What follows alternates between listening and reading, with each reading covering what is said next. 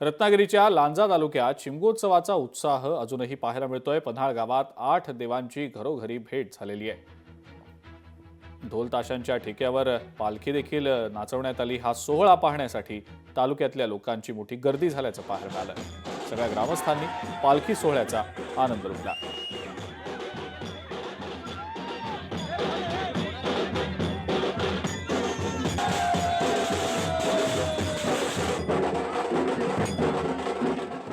पन्हाळे आनंदगाव या गावाची ग्रामदेवता धनी केदारलिंग आणि आदिष्टी माता आई पावनाई नावलाई जाखादेवी इटलाई अशा पद्धतीने आणि लक्ष्मी अशा पद्धतीने आज विराजमान झालेले आहेत। आणि हा शिमगोत्सव प्रतिवर्षाप्रमाणे असा जल्लोषाने घरोघरी ग्रामदेवता आज कुलदेवतेला भेटण्यासाठी आनंदाने येते। आणि त्याच पद्धतीने हे जे भाविक मुंबईवरून चाकरमानी प्लस या ठिकाणी जे असणारे ग्रामस्थ जल्लोषाने आपला उत्सव मोठ्या थाटामाटात पार पाडत आहेत।